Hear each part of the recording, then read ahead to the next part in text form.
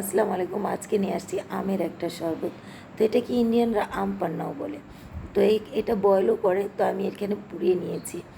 দেখেন, এটা স্মোকি একটা ফ্লেভার দিবে এই জন্য।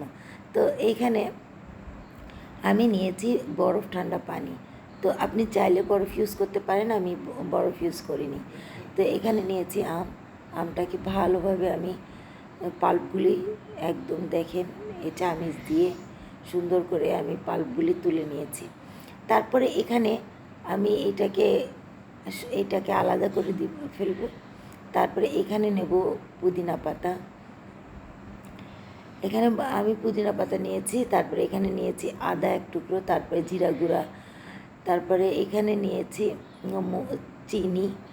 তো এই সবগুলি মিশ্রণকে একসাথে মিক্স করব। আমি আমটা একদম কাঁচা নেইনি, একটু আমটা পেকে গিয়েছে। তো তারপরে এটার ফ্লেভারটা অনেক সুন্দর ছিল, তো আমি ব্লেন্ডার করে নিয়েছি। দেখেন এটা কতটা সুন্দর একটা টেক্সচার আসছে এবং কালারটাও অনেক সুন্দর আসছে একদম।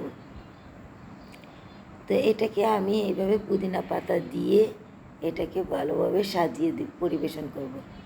তো এই আম পান্না এইভাবে সাজিয়ে পরিবেশন করবেন। তো এটা দেখতে অনেক সুন্দর, খেতে অনেক মজা লাগবে। আল্লাহ হাফিজ।